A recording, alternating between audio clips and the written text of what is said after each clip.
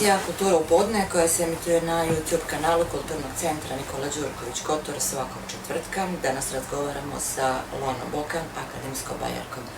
Lana, dobar dan i dobrodošli u Kulturni centar. Hvala, bolje vas našli. Lana, da počnemo ovako malo privatno životu. Diplomirali ste na CETI. Jeste. Magistarski rad odbranili u Sarajevu. Jeste. Odakle ta veza Kotor-Sarajevo? Pa, kao što ste rekli, osnovne i srednje studije sam završila na Cetinju i jedna mi je jednostavno trebala neka promjena energije, nešto potpuno nepoznato, da vidim kako ću se tu snaći. To je bio neki izazov za mene. Tema? Nastavila sam temu, inspirisana velikim, genijalnim Vlatkom Gilićem, Uticaj nesvjesnog na stvaralaštvo, što mi je bio i diplomski. Za temu sam uzela bol. U Sarajevu sam samo nastavila da istražujem i prešla sam na strah kao nesvjesni pokretač stvaralaštva. Ajde ovako malo da se na početku osvrnemo na vaše samostalne izložbe koje ste imali u Kotorskoj gradskoj galeriji. Da podsjetimo, stalno zarađujete sa Kulturnim centrom, izlažete u Kotorskoj galeriji. Vaše samostalne izložbe, Tabačina i Ormar. Zašto? Odakle ideja za to? Ormar je nastao vrlo čudno. Ormar je nastao u Sarajevu, na mojim magistarskim studijama, kad sam ja napravila 14 aktova i u jednom trenutku moj tada mentor za tehnički dio, pošto u Sarajevu imate dva mentora, imate mentora za tehnički dio, imate mentora za taj neki pisani dio. Taj moj mentor za taj tehnički dio nešto nije bio zadovoljan, nešto nije bio ljut, rekao je da je to kao neka ponovljena priča i ja sam te aktove uzela i izrezala. Svih 14 aktova koje sam bila napravila u tom nekom svom bijesu. Međutim, meni je bilo žao da ih bacim, ja sam ih odložila u dvorištu, znajući da ću jednog dana tako doći u situaciju da ih ponovo podignem.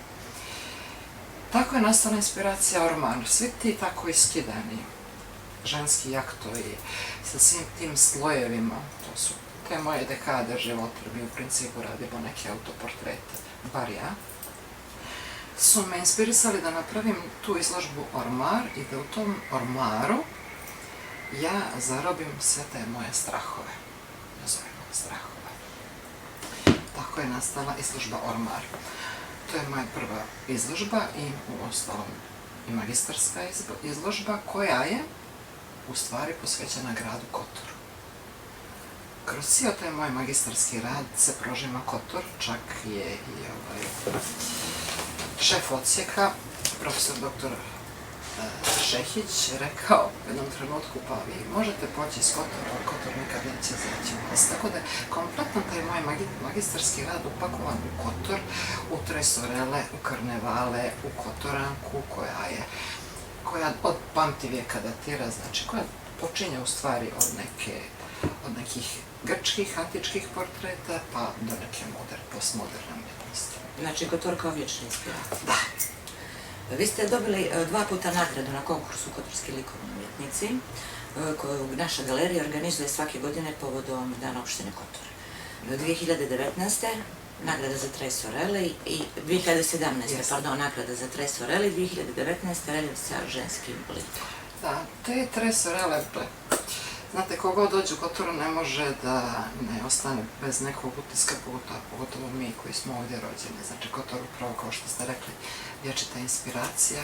Tresorele su nastale u Sarajevu, one su se šetale tamo, onuda i za njih sam dobila nagradu. To su 3 akta u prirodnoj veličini rađene u mix mediji sa pokrivenim licima, znači lica su zatamljena.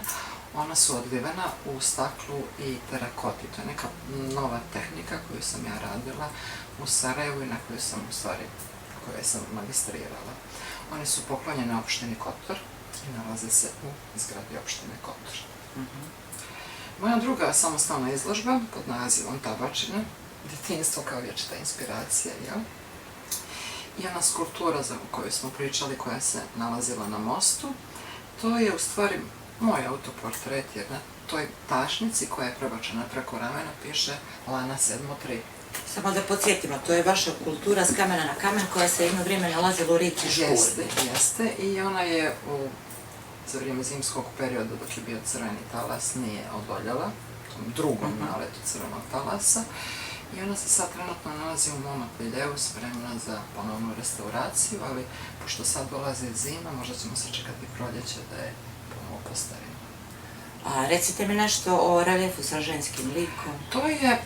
Taj rad se zove Uzdah. Rađen je u mix mediji, rađen je isto sa terakotom i sa livenim i drobljenim staklom. Onako u svjetlim tonovima, onako kao najava nekog teškog vremena bez boje. Čim moj rad nema boje, u mojoj glavi je haos. Pa vi godinama sarađujete sa Kulturnim centrom Nikola Đurković. Pored izložbi koje ste imali od vas, nekoliko puta smo vas zvali da budete i u žiriju, što u Zimskom kulturskom karnevalu, kada ste bili u žiriju za odabir najbolje karnevalske grupe i maske, a bili ste i u žiriju za odabir najbolje kreacije za Bokešku noć. Pa kakva iskustva u tome? Pa da vam kažem ovako, ja se maškaram otkad znam za sebe. Znači, od svoje 4. godine, otkad pamtim da se maškaram, ja sam uvijek bila prisutna tim maskembalima, naravno kad sam bila u Kotoru. Tako da su maškare meni u krvi. Jako sam uživala u tome, iako sam tužna što je taj naš karneval izgubio onu svoju draž, što više nije bilo ono što je bilo ranijih godina, ali nadamo se u nekoj budućnosti da će se to ponovo vratiti na staro, da će Kotorani uspjeti da očuvaju i zadrže tu tradiciju koju čuvamo vjekovima. Čak i karneval spominjem u tom svom magistarskom radu kao veliku tradiciju grada Kotora. A za Bokešku noć, eto, bila sam počastovana da budem čak predsjednik žirija. Mislim da je to bilo na nekoj stručnoj bazi, ja kao magistar vajarstva bih mogla procijeniti koliko je tu uloženo rada, truda, energije i svega što je potrebno da bi se postigao taj kompletan angažman. Ono što uvijek volim da pitam svoje goste za kraj, to je ko je Lana Bokan? Ovako, Lana Bokan je jedna Kotoranka, stara Kotoranka, koja uživa u svom gradu i koja će mi vrlo teško pasti preseljenje koje planira da uradi za Beograd, ali eto tako naležu situacije i Beograd je veći grad, veće mogućnosti. Jedna žena koja jako voli svoje radove, malo narcisoidno, ali eto, i koja voli da ide na pecanje. A gdje stvarate?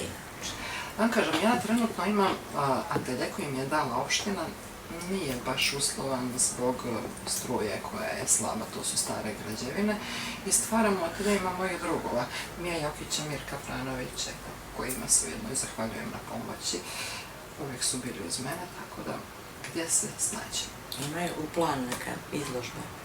Pa nažalost, ove godine se trebalo da bude 14. oktobra, ali sam je otkazala. Nisam bila u situaciji da je napravim iz svojih nekih privatnih razloga i pravo da kažem, nemam inspiraciju. Sva ova situacija koja se dešava oko nas, korone, politike, svega toga, sve to guši nas stvaraoce, da ne kažem umjetnike, tako da sam odustala ove godine.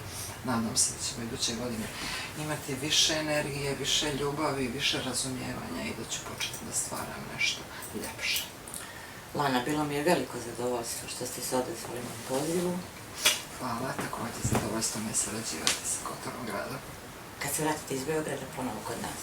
Hvala, zahvaljujem. Hvala još jednom, bila ovo emisija Kultura u podne, moja današnja gošća, Lana Bokan, magistarka vajarstva, akademski umjetnik.